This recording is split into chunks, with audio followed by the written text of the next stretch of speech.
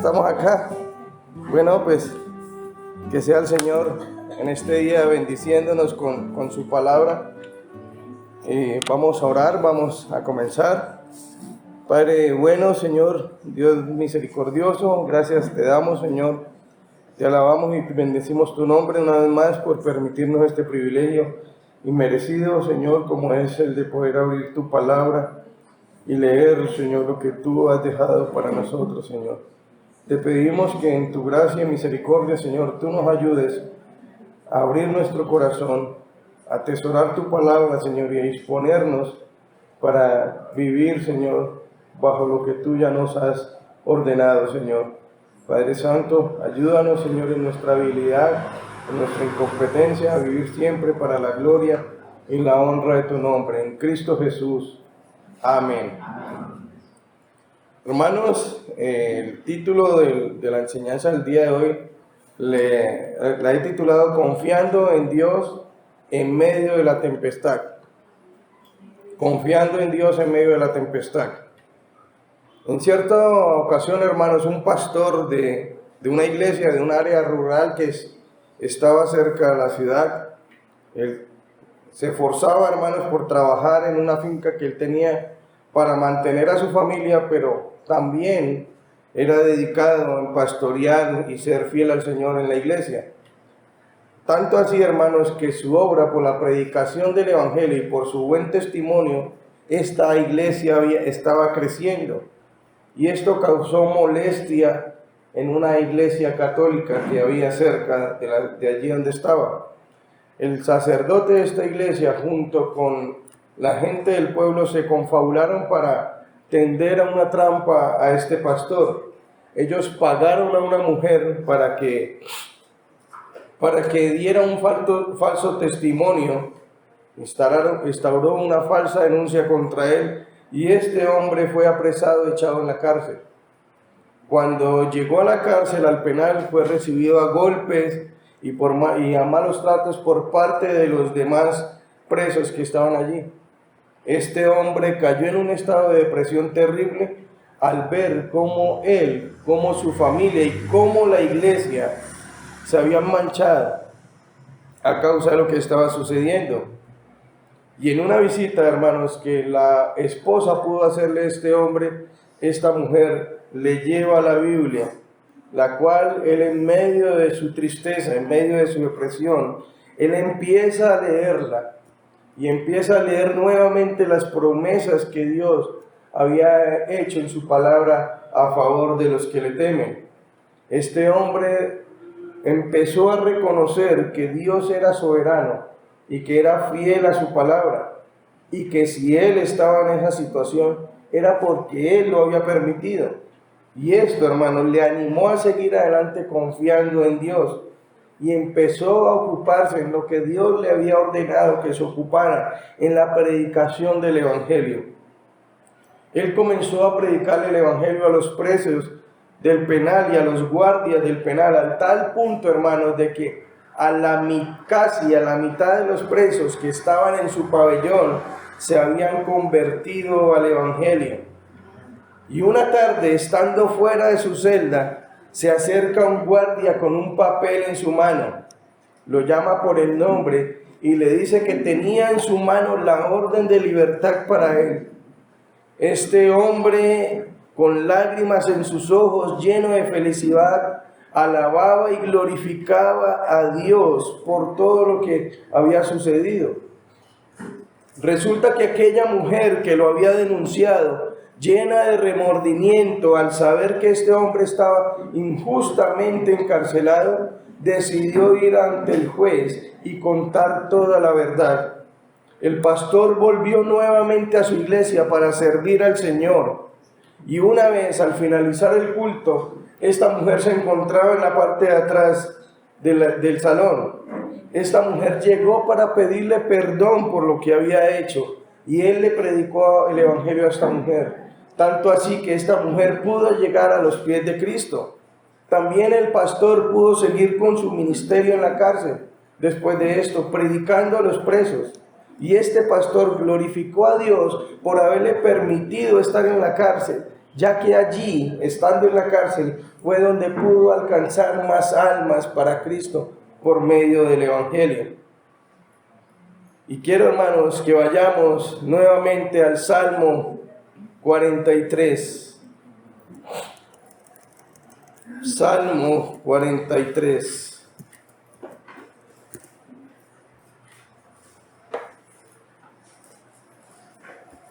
Dice así la palabra del Señor: júzgame, oh Dios, y defiende mi causa.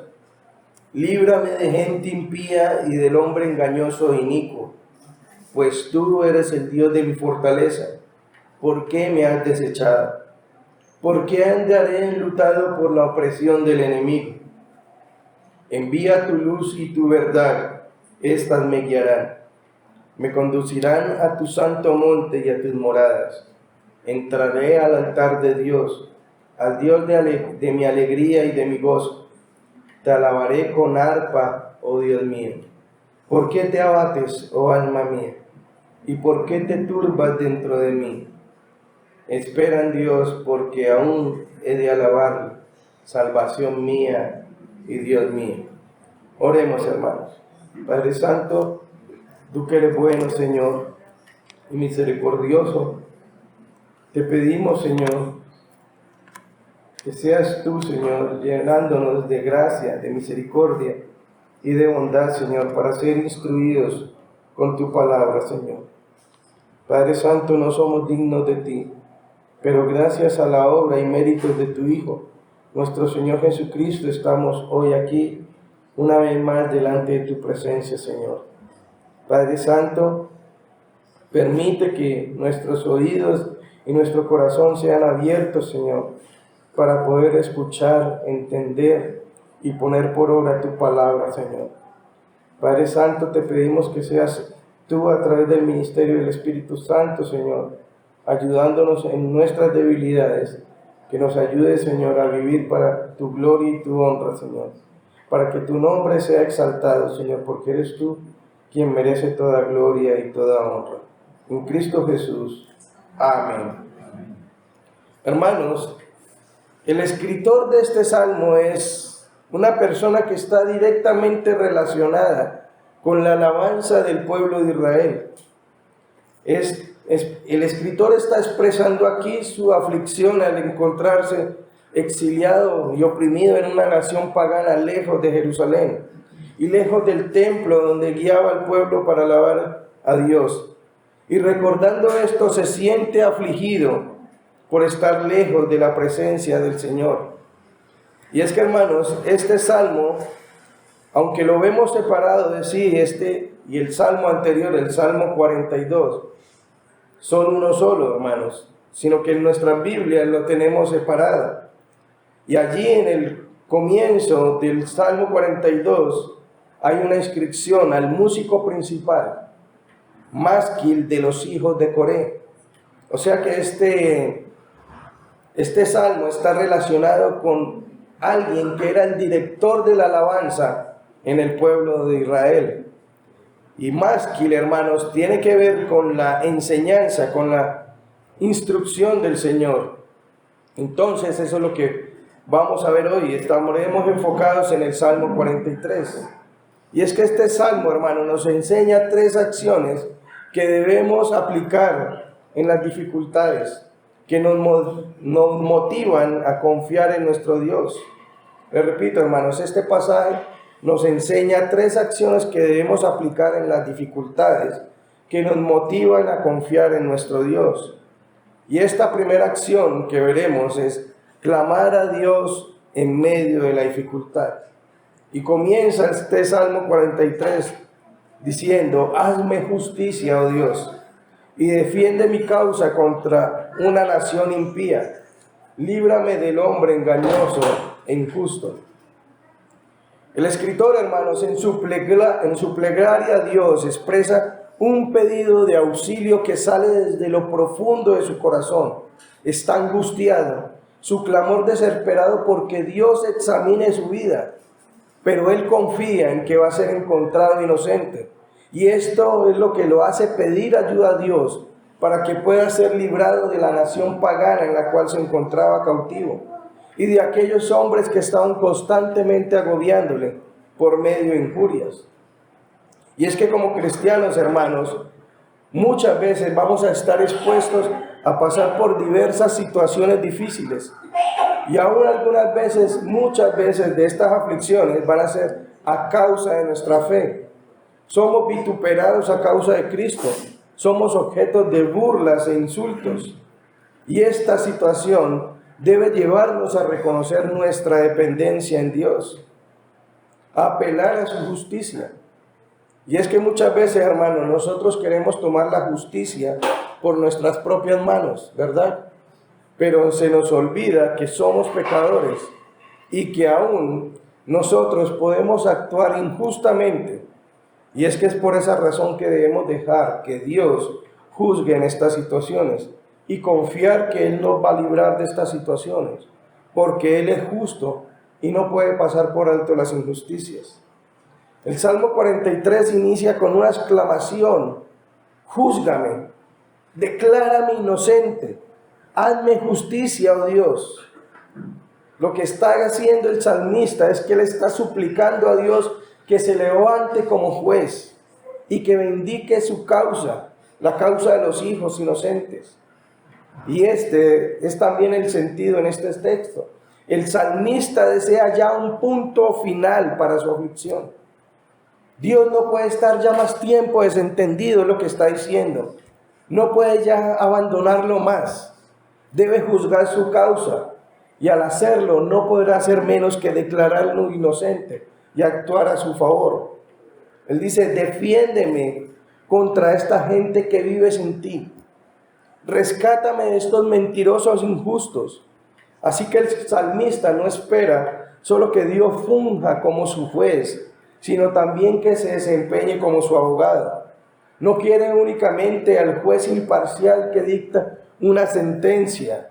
El anhelo de él es que Dios tome su caso en sus manos y lo defienda de las acusaciones y las calumnias de los mentirosos y los injustos.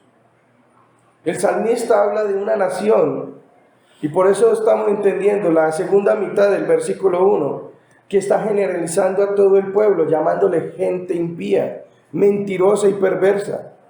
No le pesan las palabras, hermanos, para afirmar que esta gente está muy lejos del ideal que Dios aspira, y abrumado por la sed de libertad, los sitúa a todos dentro de una misma categoría. Y entendemos esto, sin embargo, hermanos, como una generalización. Y muchos son los que se han colocado muchas veces en contra nuestra, ¿verdad? En los momentos de prueba, mucha gente se levanta vituperándonos a nosotros, diciéndonos: no es que es cristiano. ¿Cómo es que usted pasa por estas situaciones? ¿Dónde está su Dios? ¿Dónde está el Dios en el cual usted crea? ¿Verdad?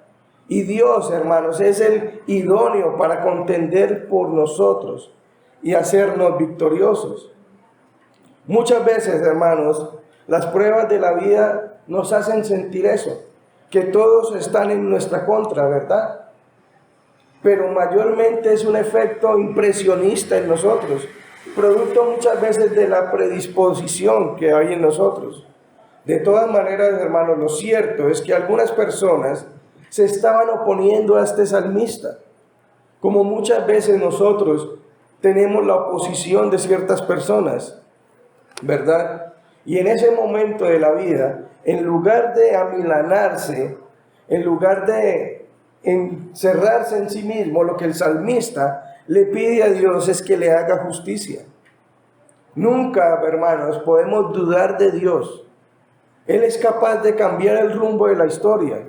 Por más que otros quieran hacernos tropezar en la fe, hacernos perder nuestra esperanza, recordemos que hay un Dios poderoso en los cielos y que Él pone a cada quien en su lugar. El salmista está reconociendo a Dios como la fuente de su justicia. Y esta expresión lo que está haciendo es que está revelando que Él confía en la justicia de Dios. Y hermanos, y en algunos instantes de nuestra vida, parece ser que Dios está distante de nosotros, que nos ha olvidado, ¿verdad? Pero el salmista dice: pues tú que eres el Dios de mi fortaleza. ¿Por qué me has desechado? ¿Por qué andaré enlutado por la opresión del enemigo? El versículo 2, hermanos, nos remite al Salmo 42:3. Vamos por un momento. Vea lo que dice. Fueron mis lágrimas mi pan de día y de noche. Y en el versículo 9 y 10, diré a Dios, roca mía, ¿por qué te has olvidado de mí? ¿Por qué andaré enlutado por la opresión del enemigo? Como quien hiere mis huesos, mis enemigos me afrentan, diciéndome cada día, ¿dónde está tu Dios? Y aunque no se mencione la pregunta, ¿dónde está tu Dios, hermanos? La idea es la misma, con mayor intensidad. Y ahora el salmista está contrastando las expectativas ideales del creyente con la realidad de la vida. Leemos, tú eres el Dios de mi fortaleza. Pero el salmista pregunta, ¿por qué me has rechazado? ¿Por qué debo andar enlutado y oprimido por el enemigo? Acabamos de decir que Dios cambia el rumbo de la historia, ¿verdad? Que Él hace justicia y que pone a cada quien en su lugar. Pero vea lo que nos dice el salmista. Él nos dice, sí, yo creo en todo esto. Yo confío en Dios, pero mira, me ha rechazado, me ha abandonado, estoy enlutado por muchos días. Si tú eres mi Dios y mi refugio, ¿por qué me estás tratando así? ¿Qué está pasando? Si el salmista, hermano, no tuviera una relación con Dios, no tendría este problema, ¿verdad? Sin embargo, amaba al Señor y su confianza estaba en la fortaleza de Dios y no en su propia fuerza. Por lo que se preguntaba, ¿dónde estaba Dios en ese momento crítico de necesidad? Si algo sucede en nuestras vidas, tiene un motivo, ¿verdad? Y es natural que nosotros, como seres humanos, nos preguntemos, ¿por qué? Pero nunca, hermanos, hay muchos de los porqués de Dios que no vamos a entender hasta que nosotros no los aceptemos, ¿verdad? Al aceptarlos comenzamos a entender.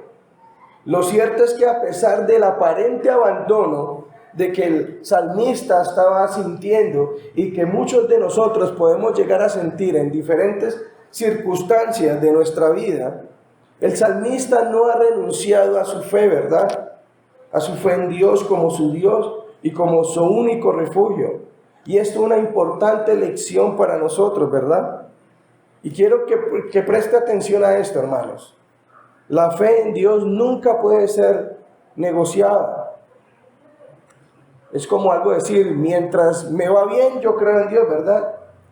Pero cuando las cosas van mal, como, bueno, ¿qué pasó? Cuando las cosas no comienzan a marchar como nosotros no queremos, al primero que abandonamos, ¿a quién es? Al Señor.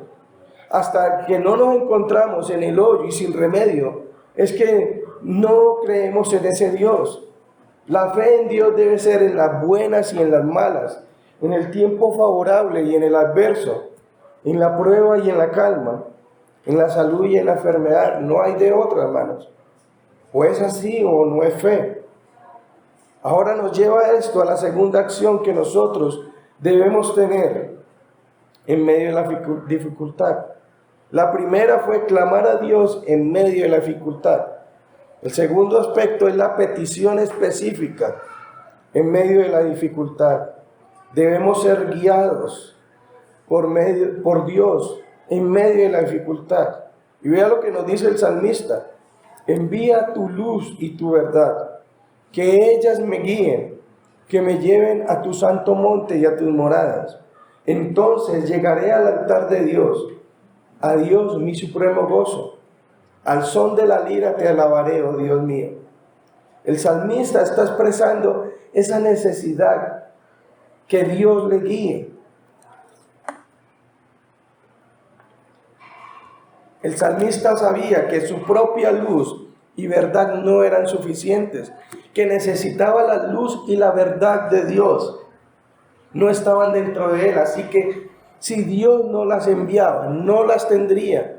tu luz y tu verdad, es decir, tu favor, o la luz de tu rostro y la verdad de sus promesas que ha hecho en su palabra. Los versículos 3 y 4, hermanos, contienen la petición final del salmista. Hemos venido recorriendo un camino de altos y bajos, ¿verdad? La fe luchando en contra de la melancolía en las pruebas. Y podríamos decir que llegados a este punto, el salmista consigue subir a lo más alto de la colina, donde las nubes negras ya no opacan el brillante paisaje de la promesa divina. El salmista pide aquí dos cosas: luz y verdad. El propósito es que éstas puedan guiarle, y el lugar del destino es que el monte santo de Dios, donde tú habitas. Y basándonos en todo lo que hemos dicho hasta ahora, hermanos, con respecto al Salmo 42 y al Salmo 43, podemos afirmar con seguridad que la petición del salmista era real. En lugar de referirse meramente a una experiencia mística y espiritual o una cercanía con Dios, la plegaria que hace el salmista aquí involucra la guía divina al retorno del Monte Santo, a esa comunión con Dios, donde se halla el tabernáculo para adorar allí, como solía hacerlo. Pero Él quiere que esto sea una realidad en nuestras vidas. El salmista y nosotros debemos pedir, en medio de la adversidad, poder estar en esa comunión, en esa intimidad con Dios. La luz, la misericordia de Dios y su verdad, su fidelidad y permanencia son los atributos a los que apela el salmista en su esperanza de retornar al monte de Dios, donde tiene su habitación Dios. Y de alguna manera, hermanos, nosotros entendemos que el salmista visualiza en ese retorno al cierre de la brecha creada por el aparente abandono de Jehová. Y es que su petición hace eco desde el primer versículo del Salmo 42, perdón. Y él dice: como el ciervo brama por las corrientes de las aguas, así clama por ti, oh Dios, el alma mía. Mi alma tiene sed del Dios vivo. ¿Cuándo vendré y me presentaré delante de Dios? Y es que muchas veces, hermanos, cuando estamos en estas situaciones, muchas veces la situación puede abrumarnos, puede llevarnos a pensar que Dios nos ha abandonado. Pero esto no es así, hermanos. El Señor ha prometido en su palabra que tendremos aflicciones, ¿verdad? Son seguras las aflicciones, son seguras las pruebas para nosotros, ¿verdad? Pero también nos hace una promesa. Él nos promete que va a estar todos los días con nosotros hasta el fin del mundo, ¿verdad? Entonces, hermanos, Él sobreentiende, el salmista lo que desea es saciar su sed. Y esta sed la sacia el Dios vivo. Sin embargo, no podemos retornar solos. Dependemos de la manifestación de Dios y su poder, representados por su luz y su verdad, para poder regresar a la comunión y a la presencia de Dios. Y para nosotros, la luz y la verdad de Dios nos guiarán a la presencia de Dios. Más bien, al elevar la plegaria, estas plegarias a Dios, le pedimos que nos guíe a su morada eterna, que ilumine el sendero que nos llevará hasta Él para estar allí por siempre, donde la alabaremos hasta el fin. La luz y la verdad de Dios nos llevan de vuelta a Él cuando estamos extraviados en el camino. Y recuerdan, hermanos, a este hombre de la ilustración. Este hombre, cuando fue apresado injustamente, este hombre cae en una gran depresión. Él no entiende la situación. Él está pensando en sí mismo. Pero solamente es cuando va la palabra del Señor, donde lee sus promesas, donde puede recordar que Dios es soberano, que Él está al control de todo y que lo que está sucediendo en su vida es porque Dios lo ha permitido, ¿verdad? Y es allí donde él puede entender que Dios está obrando. Es allí donde él puede entender que Dios está al control de todo y eso lo llena a él de gozo, restaura esta comunión. Este hombre estaba deprimido allí en la cárcel, pero una vez que él puede ver a Dios obrando en medio de esto, es que él puede llenarse de gozo y de alegría para poder haciendo lo que Dios le había encomendado. Si este hombre estuviera centrado en sí mismo, él jamás hubiera podido predicar el evangelio a las demás personas, a los demás presos. Y de esta manera que estas personas conocieran al Señor. Entonces, hermanos, vean que ahora la escena cambia. Estando ya en el monte de Dios, estando nuevamente en la comunión de Dios, es que el salmista se acerca al altar del Señor, y le llama tiernamente el Dios de mi alegría y mi deleite. Allí, oh Dios, te alabaré al son del arpa. Ya no es más un siervo sediento de sed, ya no más está enfocado en su situación, ni está enfocado en lo que está pasando. Ya no hay más abandono de parte del Señor. Si Dios escuchó su oración, lo está llevando hasta su presencia para encontrar nuevamente esa plenitud que tanto añora. Ahora el Dios que estaba distante de él recuerda que no estaba distante, que siempre está con él, y ahora lo llena de alegría, esto lo llena de ánimo, de consuelo para seguir adelante. Este salmista ya no está afligido, ahora está lleno de fe ante la respuesta de Dios a su oración. Él declaró que iría a ofrecer sacrificios. Esto es lo que significa ir al altar. Cuando llega la respuesta, y esto no sería un sacrificio de expiación por el pecado, sino un sacrificio de gratitud y de celebración por la comunión con Dios. Él dice, y te alabaré con arpa. El salmista no solamente alaba a Dios con sacrificio de animales, sino también con música, con cantos, al llegar a su destino en la procesión de la alabanza, guiado por la luz y la verdad del Señor. Llegó a la casa del Señor, al altar de Dios, y luego culminó con adoración. Y muchas veces, hermanos, solo necesitamos recordar en medio de la aflicción que nuestro Señor Jesucristo está con nosotros. Y ahora vamos a pasar a ver la última acción, hermanos, que es la confianza en Dios en medio de la dificultad. Y dice el salmista, ¿por qué te abates, oh alma mía?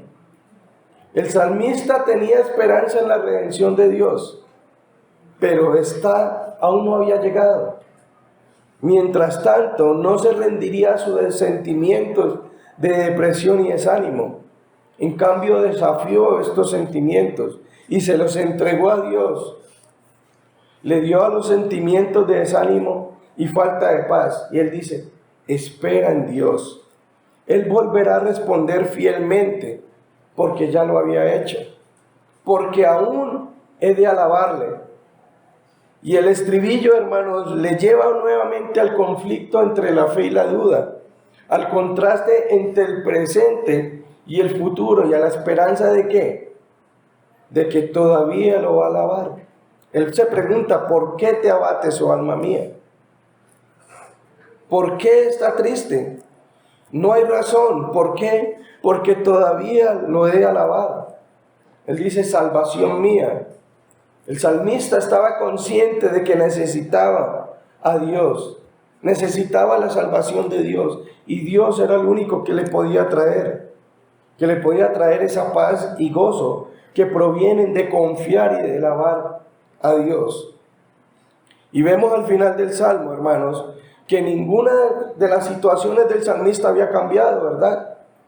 Pero lo que sí había cambiado era la actitud. Y qué gran diferencia la que él hizo. Y vemos, hermanos, veamos por un momento, volvamos al Salmo 42. Él dice en el versículo 3, fueron mis lágrimas mi pan, de día y de noche, mientras todos me decían, ¿dónde está tu Dios? Me acuerdo de estas cosas y derramo mi alma dentro de mí. Entonces, hermanos, cuando nos hallamos en ciertas circunstancias, en situaciones difíciles, nuestra tendencia es que a centrarnos en las situaciones, a centrarnos en nosotros mismos. Y esto nos llevará a que fueron mis lágrimas, mi pan de día y de noche. Esto lo llevó a una tremenda depresión. Pero vemos que cómo recordar lo que Dios ha hecho, lo que Dios ha prometido en su palabra, nos va a llenar de ánimo, de gozo, de bendición, aún en medio de estas circunstancias. Cuando nosotros nos centramos en lo que Dios ha hecho, esto nos llenará de ánimo para seguir adelante. Y es posible que muchos de nosotros estemos pasando por circunstancias iguales. Y muchas veces estas circunstancias es muy posible que no cambien. Pero cuando nosotros nos enfocamos en Dios, vamos a tener gozo y pensar en que aún Dios está con nosotros. Muchas veces tenemos problemas con nuestros familiares, vemos cómo somos vituperados por nuestros enemigos, pero nuestro enfoque siempre debe ser el Señor, no las circunstancias, porque cuando nosotros nos enfocamos en las circunstancias, hermano, nos llevarán a la autocompasión, a preguntarnos el por qué a mí, y terminaremos quejándonos del Señor. Entonces, qué gran bendición, hermanos, que Dios nos ha permitido estudiar este salmo tan maravilloso, que nos recuerda que la fidelidad de Dios es inmutable. Dios es fiel a sus promesas, y eso debe ser nuestro sostén y guía en medio de las adversidades. No debemos enfocarnos en nosotros mismos, sino en Dios y lo que Dios está haciendo en nuestras vidas. Hablábamos ahorita acerca de la voluntad soberana de Dios y de la voluntad ordenada de Dios. Y soberanamente Dios pone muchas veces pruebas y dificultades en nuestras vidas, con el fin de que nosotros examinemos nuestros corazones. Pero lo que Dios ha revelado en su palabra es que nosotros debemos confiar en Él. Nosotros debemos honrar y glorificar a Dios aún en medio de estas situaciones. Cuando nosotros, hermanos, nos enfocamos en esto, siempre nos llevarán a alejarnos de Dios. Pero vemos la gracia y la misericordia de Dios aún en estas cosas. Entonces, hermanos, hemos aprendido en esta mañana 3 acciones que debemos aplicar en las dificultades, que nos motivan a confiar en nuestro Dios. Y la primera de ellas es clamar a Dios en medio de la dificultad. La segunda es ser guiados por Dios en medio de la dificultad. Y la tercera era confiar en la fidelidad de Dios en medio de la dificultad. Y es que como creyentes, hermanos, no estamos exentos de pasar por las dificultades, por las pruebas. La diferencia, hermanos, en cambio es usted cómo va a afrontar esas dificultades. ¿Va usted a clamar a Dios para que lo conforte, para que le dé ánimo suficiente para seguir adelante? ¿O se va a quejar? ¿Va a ser rebelde a Dios? Es Dios soberano, hermanos, y Él es quien permite estas dificultades para que nosotros le conozcamos mejor a Él, para que seamos cada vez más parecidos a Él, para que seamos conformados a imagen y semejanza de nuestro Señor Jesucristo. ¿Recuerdan ustedes al justo Job? Dios permitió que él pasara por una experiencia amarga. Él perdió sus propiedades, perdió sus hijos, y aparte de eso su mujer le decía: maldiga a Dios y muérase. Pero él no se enfocó en esto, hermanos. Al final, Job no supo por qué sucedieron estas cosas en su vida. Pero al final de esta situación, él pudo clamar a Dios. De oídas te había oído, mas ahora mis ojos te ven. Él tuvo un mejor entendimiento de quién era Dios. Y gracias a esta dificultad, usted va a dejarse guiar por el Señor, sabiendo que Él es más sabio y que nos dará lo que es mejor. Y veamos las palabras de nuestro Señor Jesucristo, quien nos garantiza que mientras estemos en este mundo vamos a tener aflicción, pero nos promete que Él va a estar con nosotros siempre, hasta el fin. Y por último, hermanos, recordemos que para que los que amamos al Señor, todas nos ayuda bien. Esto es tanto las situaciones buenas como las que no son tan buenas. Nosotros somos llamados, somos exhortados a confiar en la fidelidad de Dios, para que le alabemos aún en medio de las dificultades. Oremos, hermanos, para que el Señor sea ayudándonos, porque somos débiles, somos pecadores, hermanos, y cada día necesitamos de la gracia y de la misericordia de Dios para seguir adelante y para que en medio de las dificultades honremos y alabemos a nuestro Dios. Padre Celestial, Señor, tú que eres bueno y misericordioso, Señor, gracias, Señor, porque nos has enseñado en este día que aunque pasemos por situaciones de aflicción, Señor, tú prometiste que ibas a estar siempre con nosotros, Señor. Padre Santo, Señor, ayúdanos a poner nuestra mira siempre en ti, Señor, sabiendo que eres tú soberano y que tú siempre estás al control de todas las cosas, Señor. Y aunque nosotros muchas veces no entendemos las circunstancias, tú eres bueno y lleno de misericordia para con nosotros, Señor. Y que aún en medio de estas situaciones, tú nos estás conformando la imagen de tu Hijo, nuestro Señor Jesucristo, Señor. Gracias, Señor, por tu palabra. Gracias porque tu palabra nos anima cada día a seguir adelante, Señor. Y ayúdanos, Señor, que en medio de estas dificultades nosotros podamos depender de ti, Señor. Que podamos confiar más en ti y que también, aún en medio de estas circunstancias, podamos, Señor, glorificarte. Que las demás personas, Señor, puedan ver que nosotros estamos seguros en ti, Padre Santo. Gracias por tu palabra, Señor. Gracias porque tú nos has dejado este manual de vida perfecto para que nosotros vivamos a la luz de él y te glorifiquemos y te honremos. A ti sea toda gloria y toda honra. En Cristo Jesús.